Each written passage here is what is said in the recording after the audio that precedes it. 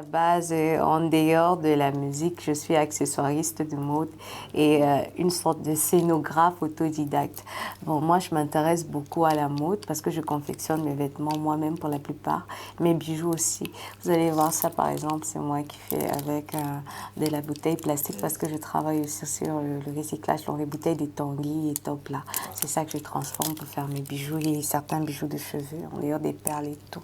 Donc, j'aime beaucoup la mode, j'aime beaucoup jouer avec mes mains. Et la déco, c'est moi qui l'ai fait toujours. J'ai pensé que je peux mettre une paille comme ça. Je me suis fait une tenue. J'ai pas eu besoin d'une grosse équipe déjà parce que les moyens étaient limités. Et Dieu merci, je savais faire tout ça. Et ça a donné ce que ça a donné. Voilà. Vraiment, je vous ai dit, en dehors de la musique, c'est tout un autre univers. C'est pas juste musique, c'est pas juste que la belle voix, la jolie chant, les belles chansons et tout. C'est tout un autre univers derrière. Ouais, je pense que c'est notre environnement qui nous rend aussi actifs et talentueux parce que quand tu te retrouves face à certaines difficultés et réalités, tu es obligé de te surpasser. Et quelque part, c'est génial parce que on a beaucoup de génies, des gens qui sont, en fait, ils se sont retrouvés obligés de déclencher en eux des talents qu'ils ne savaient même pas qu'ils avaient. Ils ne savaient même pas qu'ils pouvaient même. Voilà. Le 2-3-16, c'est pas évident. Oui. C'est pas du tout évident. Mais c'est un très beau pays, on a Très, très beau pays. On voit déjà les couleurs, vert ou jaune, c'est représenté. Le 2-3-7 est représenté. Voilà. Est représenté. Bidjima Kalion, genre le nom, l'origine du nom, le choix du nom comme nom d'artiste. Bidjima, déjà, c'est mon nom propre. Voilà, parce que je suis une Mangissa. Voilà, pour ceux qui connaissent les Étones, je suis une Mangissa, en fait. Voilà, nous, on est un peu dans le centre oui. Tout ça. Donc, voilà, Bidjima, en ma langue, signifie miracle. Voilà. Avant, je m'appelais Faya. Faya Kalion. Et ça sonnait trop Faya. Avec les cheveux des fées et tout. Ben, oui. Et là, je me suis dit, je préfère être moi-même. Et puis, mon nom, il est très beau, Bidjima, miracle. Et puis, je réclamais mon identité africaine.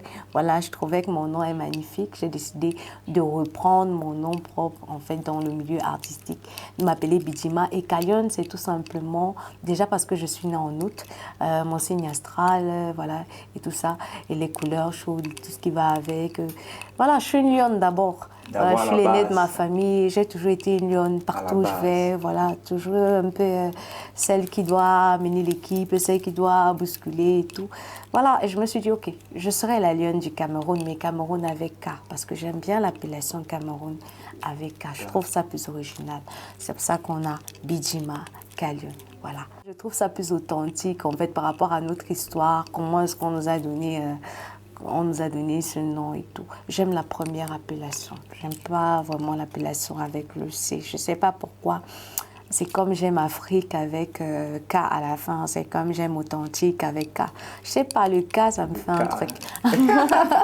Si les uns et les autres doivent comprendre le pourquoi du K, parce que tout le monde n'est pas au fait de l'histoire, de notre histoire même. Bah, je sais pas. Il y a beaucoup de K. Il y a K dans Akhenaton, il y a K dans Ménélique, il y a K dans... Il y a K un peu partout, quoi. En fait, j'aime bien. Il y a K dans Makeda. Bon, je trouve que le K, c'est quand même... je sais pas, c'est une lettre magique. Yes. Magique avec K. Voilà, toujours le K, toujours. Jamais sans le K, quoi. Quelles sont en fait tes influences musicales? Mes influences musicales...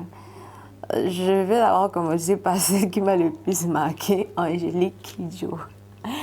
Et ensuite, Richard Bouna. Après Richard Bouna, le groupe Makaz avec Cory, particulièrement Cory du groupe Makaz. Et ensuite, j'ai commencé à m'intéresser à personnes comme Mistasto et Sultan Oshimine.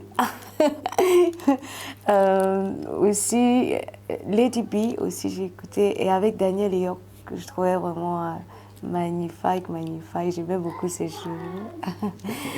Oui, j'ai rencontré aussi Rafi et Fila, qui est percussionniste. Il y avait un petit village culturel, Oyinga, à l'époque, oui, avec Sami Monga, Chakra Diabatia, en fait, toutes ces personnes-là. Voilà mes influences. Hein. Et ensuite, quand je suis entrée très très fort dans le reggae, Morgan Heritage, Tyrus Riley, Queen Ifrika, non, c'est ça mes influences. Hein.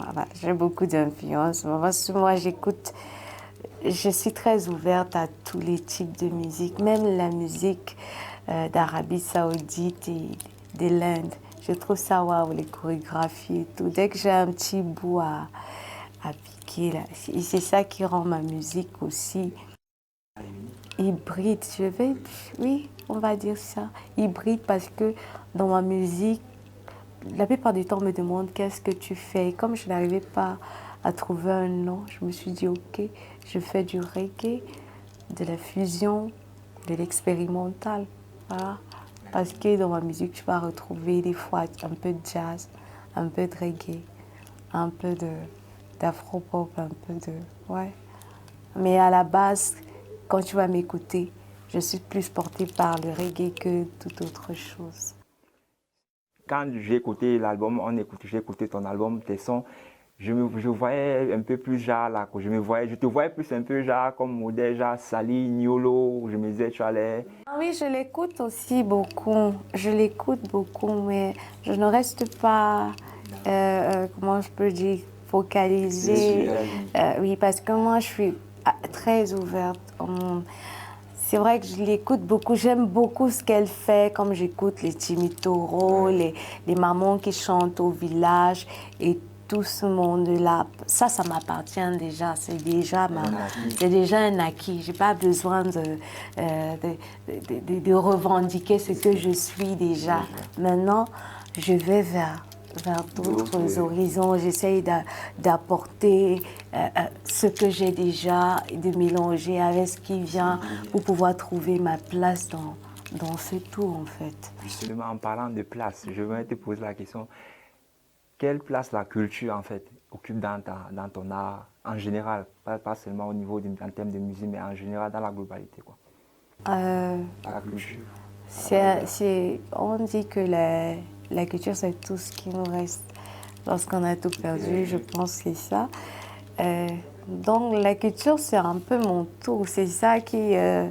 c'est à travers ça que je m'identifie, c'est à travers ça que j'existe, c'est à travers ça que je peux me mouvoir au quotidien, c'est à travers ça que je communique avec les autres, que j'échange avec les autres.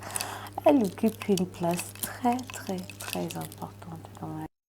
En vrai, ça se voit même déjà, ce n'est pas genre hasard passé. Tu sais, il y a certaines choses qu'on voit et il faut en fait dire, si on ne les dit pas, c'est comme si ça n'existait pas. Ça, c'est dire, les dire, c'est les reconnaître qu'elles existent, elles occupent une place. Voilà. Bon, maintenant, je me pose bien la question, qu'est-ce qui a bien pu te... Parce que tu es dans le champ dans lequel tu évolues, c'est un chant qui n'est pas, c'est pas genre tu vas sortir des sons, des albums à tout moment comme d'autres. C'est un truc qui prend, ça prend du temps, il y a une idée derrière, ça prend énormément de temps, les musiques, les mélodies, les mots, les choix et tout ça en fait. Je me disais bien, qu'est-ce qui t'a donc qu'est-ce qui t'a poussé, genre, qu'est-ce qui t'a motivé que bon, je vais faire un album. Qu'est-ce qui t'a poussé à faire cet album Lyon que tu nous as offert? Déjà, on va aller à la jeunesse. Moi, je n'ai pas choisi d'être artiste et je n'ai pas choisi la musique ni tout ce que je fais aujourd'hui. Je pense que la musique m'a choisi moi et que voilà, je me suis dit, bon, c'est un moyen par lequel je vais passer mes messages. Déjà, je suis une personne qui est très sensible au bien-être des autres, très sensible à ce que je peux, en fait, je peux créer chez les autres, en fait, je crois. Je suis très sensible aux problèmes qui minent mon environnement. Et déjà toute petite, j'ai commencé à avoir des trucs qui clochaient. Et j'ai voulu, c'est beaucoup plus ma rage, mon besoin de décrier le mal-être que je pouvais avoir, le mal-être qu'il y avait autour de moi, que j'ai eu envie de trouver un moyen de m'exprimer. J'ai utilisé ma musique, mon dessin pour pouvoir passer le message d'une façon ou d'une autre. Ce qui fait de moi aujourd'hui une artiste engagée engagée. Pourquoi? Parce que dans ma musique, tu vas beaucoup trouver des messages de revendication, des messages où je dévoile, où je déplore, je dénonce certaines situations. Et pour ne pas rester seulement dans le cadre de la victimisation, essayer aussi de trouver des solutions à travers mes chansons. Et l'album Lyon là est dédié essentiellement aux femmes pas en tant que victimes, mais aux femmes en tant qu'héroïnes, aux femmes en tant que battantes, tout que les femmes arrêtent de toujours pleurnicher, se plaindre de tout. C'est vrai que c'est pas facile, mais qu'elles se mettent dans une nouvelle mentalité, celle de challenger, celle de se surpasser et de continuer à porter toujours autant d'amour qu'elles ont eu à le faire.